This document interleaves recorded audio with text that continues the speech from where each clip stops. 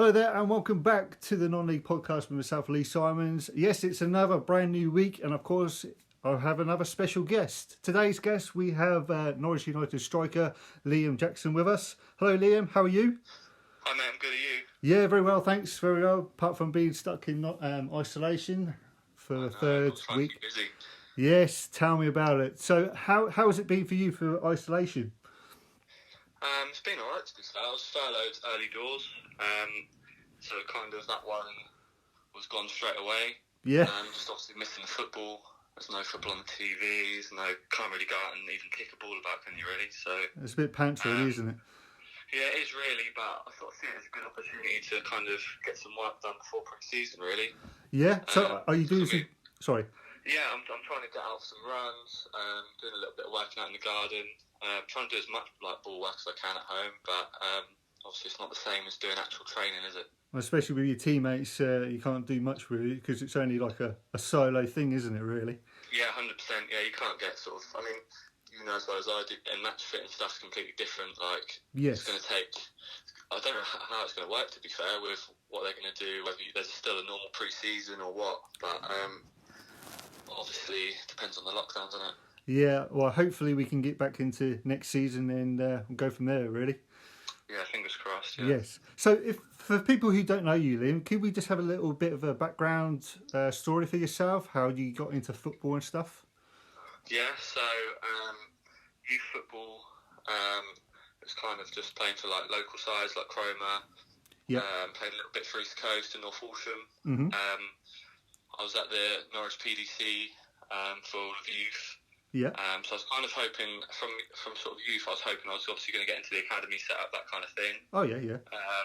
When I went to trials, didn't get through the last trial. Okay. So I kind of had a good few months where I didn't actually play football. It's kind of like not necessarily a big negative, but I kind of thought, oh, well, I'm not going to make it. Yeah. One of those.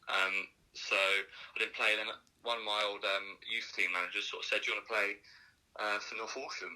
Okay, yeah. So I kind of was like, I'm not sure I really want to play out of football, if I'm honest, at the start. Fair enough. So I sort of gave it a few games. Played, I think it was 10 games at the end of that season, and scored about 15 or something like that. So I thought I'll have a bit of that next year. Yeah. And then played their first team properly the following season. Scored 50 in about 28 games or something like that. Wow. And then I got a text after one of the games just saying that Norwich United were interested. Okay. Which obviously at I can't think, probably about 19 or 18 maybe even. Obviously I was massively interested in that, and I didn't even really need to speak to them. No. I was already sort of ready on my way. Yeah. Went there, spent 4 good years there. Mm-hmm. And really this season was the kind of big positive out of the 4 years. I know we won the Season Cup a couple of years ago. Yes, you did, yeah. But this season was really a highlight in terms of how we were doing as a team, as a group. Obviously, we're second in the league. Yeah. Into the final of the League Cup as well. So it really seemed like it was going to be a positive end to the season, really, and then it just kind of gets taken away, doesn't it? Which is a shame. Exactly, because the season before that, you actually finished, was it 10th, I think, in the third or no? Yeah, so it wasn't really a great season, but then you kind of progressed through last season and got into the second position where you've had some really for yourself really top marks, really, because you're the top goal scorer in the league. 33 goals? 33, yeah. Wow. Yeah, well, in terms of the team, I mean, last season was a difficult one because we obviously had a change of manager during the season. Dan and Garth came in at the start of the season. They weren't really given a fair shot in terms of there weren't many players at the club at the start, so they had to kind of rebuild from scratch. Okay. Then results just, for whatever reason, they didn't happen, so obviously they left. And then Cedric came in and we had a really good end to the season last season. Okay, yeah. We went on a really good run, and then obviously, like I say, this season we were kind of top for ages, and then Stowmarket, obviously, they completely steamed the league in the end, didn't they? Yeah, they did, yeah. And then like you say, for me, that was a really positive season as well, getting 33. I kind of set a target at the start of the season to have another 20 goal plus like the previous 2 seasons. But I was on 20 probably by Christmas, to be fair. Were you really? Wow. Yeah, I think so. Yeah, because when I was looking through the social media side of it, because I follow like most of the teams in the third and none anyway, and I saw your name always pop up every single time there was a goal go in. It's like Liam Jackson again, Liam Jackson again. It's like, wow, it's unbelievable. But so how do you feel like when you first started playing football? Is it like a difference? Because I've only played in like Sunday league stuff, so it's like Division 4 sort of like stuff, and it wasn't really. I can't really say it wasn't competitive. It wasn't like No, I get what you mean. a high stand. How is it for you being like playing for like Norwich United compared to like other teams you played for? What's it like in comparison to like North Horsham? Yes. Yeah, so at North Horsham was very much like. To be fair, I was new to adult football, so for me that was still quite a good learning curve to kind of see, obviously, the physicality levels, all that kind of stuff. And even though the standard's a lot lower, for a lot of players in that team, that is their like, they work all week to kind of have the weekends off and get that opportunity to still sort of play for a team. So it's still fairly serious. Yeah. But in terms of obviously playing like Norwich United level, it's completely different. Obviously, the training's ramped up. The expectations from managers, all that kind of stuff is much higher. I mean, especially when obviously most players in that league get paid, you've got kind of that extra pressure as well of, I'm getting paid to do something I love. Yeah. I've got to kind of make sure I'm performing. Because, I mean, it's like I always say to mum and dad, I play football for free. Yeah. So to get any money is an absolute bonus, and you've got to kind of live up to sort of deserve to get paid, I think. Yeah, I see what you mean. You can never kind of turn up on a Saturday morning and think, I can't be bothered. Right, okay. Because you've got to be at it every Saturday, especially when, obviously, it's been different this year being at the top of the league. Yeah. Every week you've just got to go out, do your job and get the 3 points. Doesn't matter really how you do it. There can't be any sort of off weeks, because you look at Stowe, they haven't had an off week really, have they? And that's why they're where they are. Well, Stonemark. I went to watch them against Whitton United just before the season closed, and to be honest, both teams they played really well for the standard. What I've seen over the last couple of years, it seems to me that the standard has grown, and I don't think like people right from the surrounding area where we are, like in Norfolk, I don't think people understand. Well, probably don't understand that if you go to one of these games, you might enjoy it, and for me, not being around like the non-league side for a few years, only a couple of years when I started to watch it, I kind of enjoyed it. It was something different for my view, and doing what I'm doing like now with like the podcast and the highlights, it seems to me that more people are getting into it. Yeah, I see that. I think a lot more people are getting on board. Even you look on like Twitter and stuff, people are loving it now. Yeah, Which kind of when I first started, even 4 years ago at Norwich United, there weren't as much nowhere near online. No, exactly. Especially when you got Brantford Athletic doing a bit, you got Woodbridge Town doing it, you got also Stowe, you've got Thetford Town doing it. Yeah. And I feel like there's more and more people getting involved with it, which is good for you and good for like the clubs who you're playing for. Yeah, definitely. I think it helps as well with like Wroxham doing so well in the Vars and Stonemark doing so well in the Vars as well, because it just gives a light, doesn't it, to kind of what the standard actually is. To be fair, because a lot of people like even when I'm at work and stuff, they sort of go, "Oh, who are you playing? Oh, they're rubbish, blah blah," at the bottom of the league. But like, reality is, every team in that division is a good team. Yes, but definitely. People, unless you go and watch it, you don't kind of understand. Like you say, you don't understand the standard, do you? Really? Exactly. Yeah, because you might, the people at work, so where I work and where you work, they might have a different view on your game or your club who you play for. But if they go and watch it, it's completely different. It's so different. So going back from like the pre-season from last season, how are you? How are you getting in like the fitness way of getting prepared for the season? What, for the season coming? Sorry. No, for the last season. No. Oh, last season. So for me, I've kind of had 3 years at Norwich United where I was just playing week in, week out without a break. Right. So I thought it was best to kind of have maybe a couple of weeks off in the summer, let the body regenerate a little bit, which was probably good for me because I came into pre-season really fresh. Yeah. Whereas I'm normally, as a rule, to be fair, I normally have an absolute stinker in pre-season. Rarely score. It was the same when I was at North Horsham. And in other seasons, it's taken me like a couple of games to get my first goal and all that kind of stuff. Whereas this season, it was different under Cedric, to be fair. We did like a lot of beach running, that kind of stuff, some good friendlies. And then when we played the first game of the season, talking from just a personal note, I don't know how the other lads felt, but I presume they were all good because obviously we got off to a good start. Yeah. And in that first week, we beat Witton 2-1. I scored both, and then we beat Galston I think it was 8-0. Yeah, I think you did, yeah. So obviously it was a really good start to the season. I think as well, people talk about fitness and stuff, which is obviously really, really important. Can't be underestimated at all, but when you're winning games as well, that momentum's massive. Oh, definitely. I think you can almost not be unfit, but you can almost not focus so much on your fitness and your training. It's almost like you're turning up to go to training because it's fun, because you're winning games, and that's really... It's obviously good for everyone. It keeps the morale high, all that kind of stuff. So it's all good, yeah. That's good. That's good. So for the coming season, I know you can't really do much for the coming season at the moment. So apart from your preparation, what you want to do on your own, how else are you going to be preparing for the coming season? What do you want to achieve? It's a difficult one, isn't it? It's really difficult, I think, with clubs at the moment, with... like kind of what players they can bring in, like Norwich United, for example, and every club in that division. I presume they've lost so much money sponsorship-wise and all that kind of stuff. Yeah. I mean, I don't really know the ins and outs of it, but I would just expect that obviously clubs are waiting on sponsors, this kind of stuff. So I'd probably just presume that the teams in the league are going to be similar to what they were this year. Yeah. I can't see too many people, even like Stowe, bringing in too many more players because I don't know how easy that's going to be now. Yeah, definitely.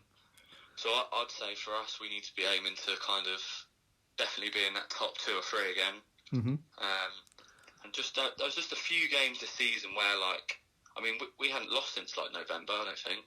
Yeah, something like that. You had a really good run, didn't you? So we went on a really good run. But before that, in sort of October time, I think we messed up in a couple of games where we should have won, where we drew, or drew when we lost, and that kind of stuff.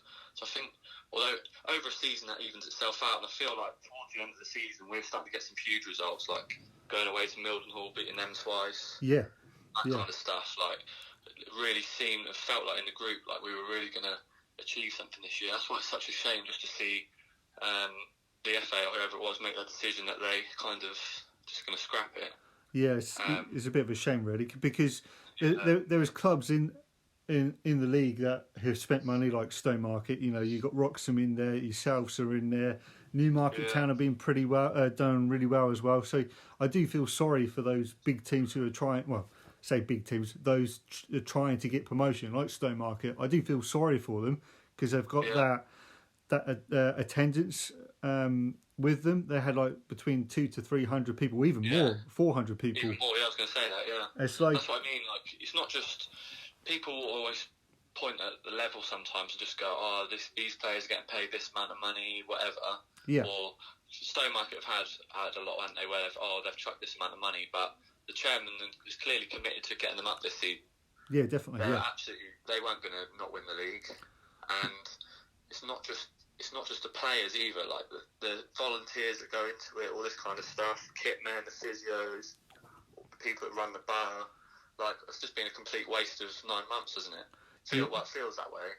Like, it's obviously not a waste because obviously it's another year of football. Like, people on personal levels, like for me, obviously 33 goals, I wouldn't say it's a waste of a season.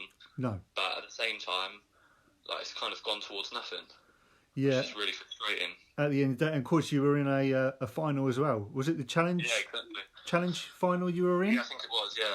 Who are you going to be playing against, do you know? I think that was Stowmarket, to be fair. Was it Stowmarket? Wow. So it's a difficult game, but obviously cup final, and we played it before as well at home. That was quite a close game until kind of the last 10 minutes. Yeah. So, and the season before that, we obviously drew with them twice. So on a one-off cup final, you just don't know what's going to happen, do you? So that was an opportunity to get another trophy for the club, but unfortunately it's not meant to be. So we'll have to go again next year. Definitely, whenever that will be. We don't know, do we? Exactly.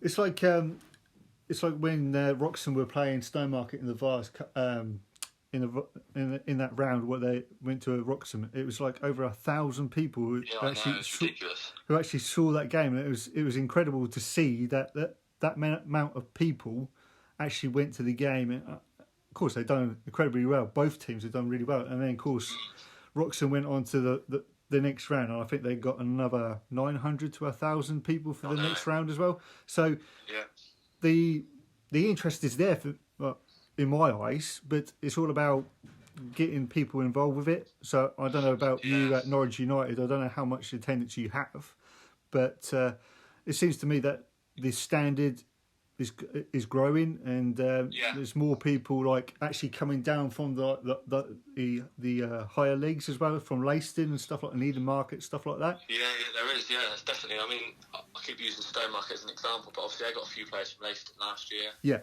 And it seems like a lot of the players kind of thinking that because the standard's better, if they can kind of get paid similar money, I presume, then like they can kind of do something. Whereas if you're in a difficult league, it's difficult because every game's so competitive. But obviously, there's a lot of projects now in sort of our divisions.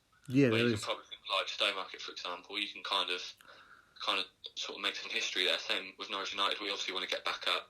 Yeah. So I presume these clubs have quite a good pull for players sort of looking to move on. Just on the thing with the 1,000 fans and all that kind of stuff. Yeah. Like, I just hope now that with this pandemic, obviously it hasn't kind of put that back to square one where all the fans are getting interested, because when things don't happen for a while, people almost forget about how good things are, don't they? Yeah, definitely. Obviously people have been going out of that game thinking, cool, that's obviously a good standard, I want to go back there. Exactly. It's like this season, Liam, I've seen some incredible results from, like, I went to watch the semi-final against Wroxham against Dereham. That was a 4-1 victory for Dereham, but I know Dereham are a higher level, but it seemed like they were on par to start with, but then of course you could see like the experience that Dereham Town had. They won the game, and of course you see some stunning strikes. It's like people might have talked about it. Of course, I put it over on social media. That got over 3,000 to 4,000 views. So it's quite incredible doing like these podcasts, and you got the highlights. You got the other guys doing podcasts and highlights as well. So we're trying to get the interest back, and of course speaking to like the players like yourself, coaches, chairmen, trying to get that volume back. So that's what we're trying to do, trying to keep that interesting going. Yeah, I was going to say, obviously you guys doing what you do and that kind of stuff, especially with what's going on in the world at the moment, I think that just keeps the flame lit, doesn't it, for non-league at the moment? Because really, there could be quite a lot of negative vibes around non-league, because of how it's just being scrapped and forgotten about, really. Exactly. But you guys do really well with kind of keeping that alive, which is good.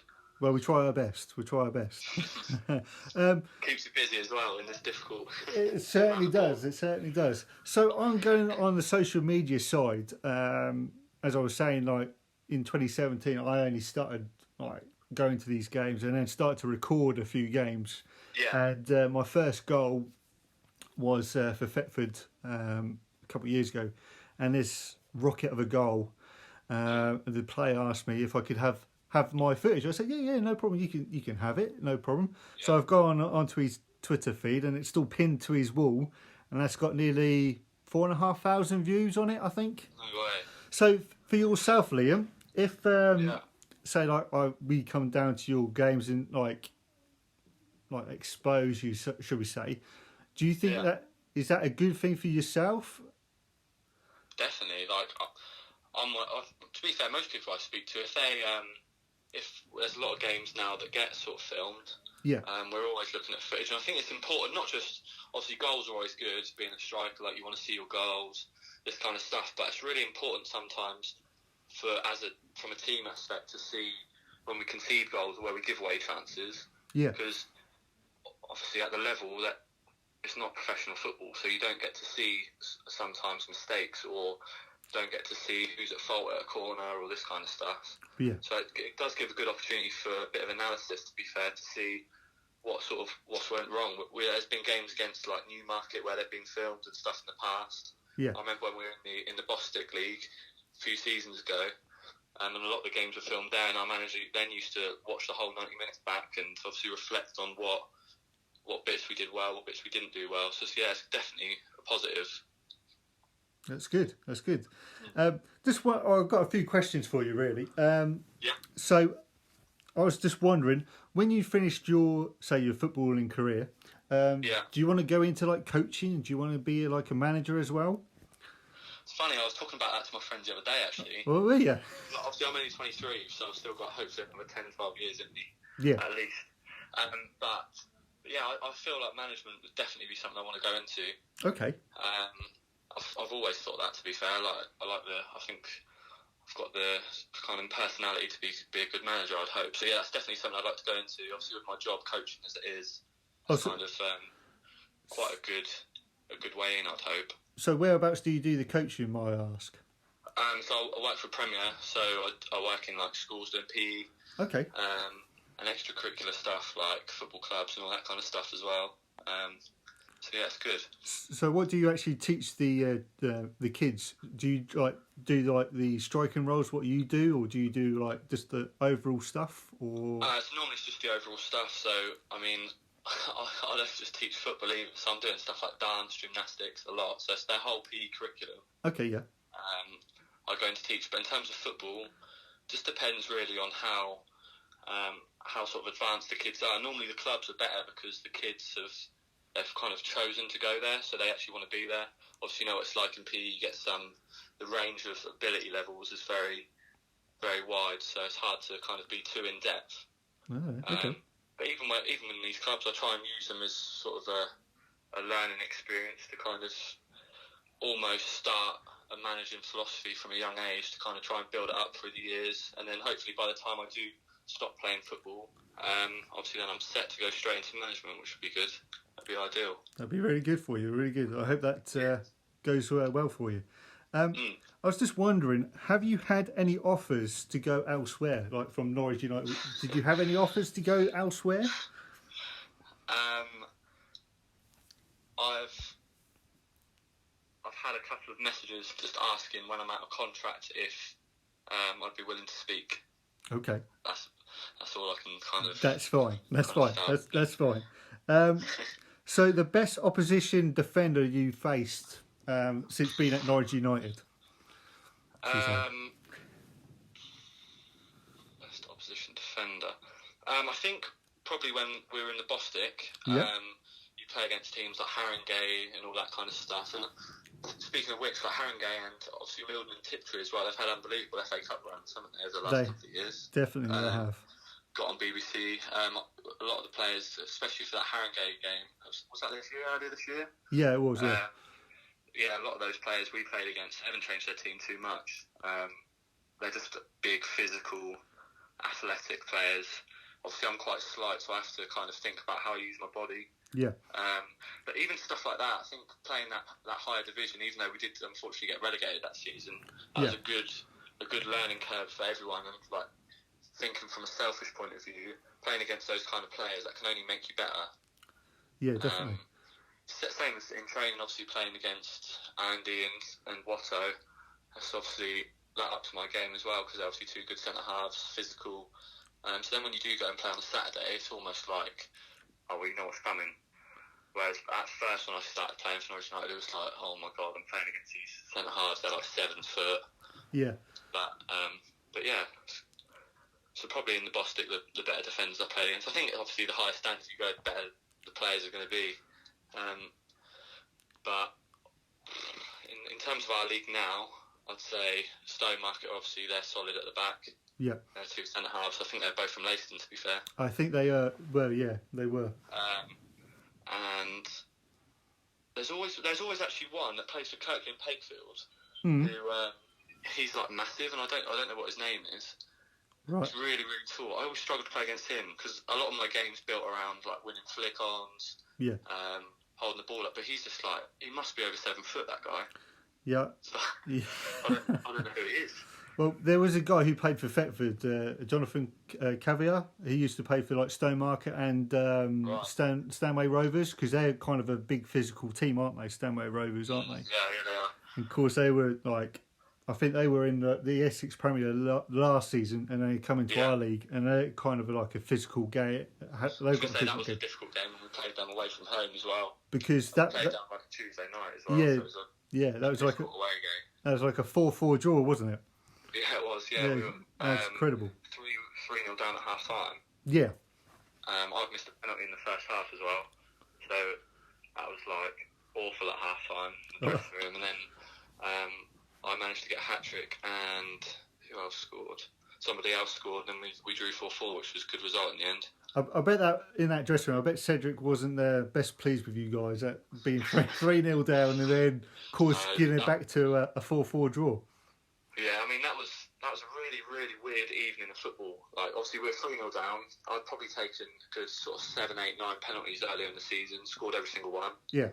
I completely mishit the penalty. I'm not sure, because it was so windy, I felt like the ball must have moved before I hit it, because I mishit it so bad.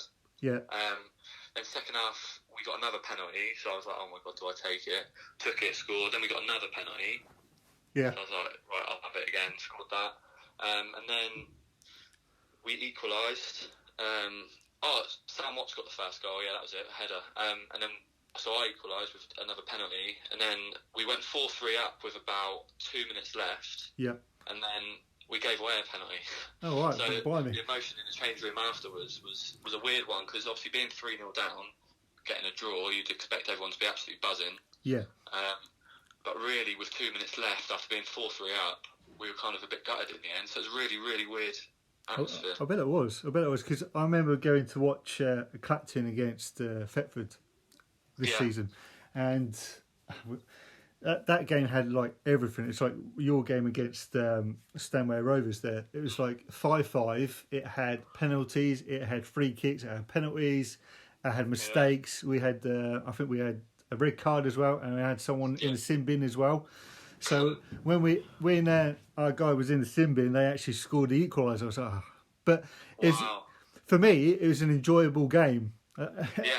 But to come away with only a point when we were like winning like 5-4, 5-3, it was just like really end to end, and that was kind of an incredible game to actually see and actually like be a part of. And I bet the players were a bit gutted in the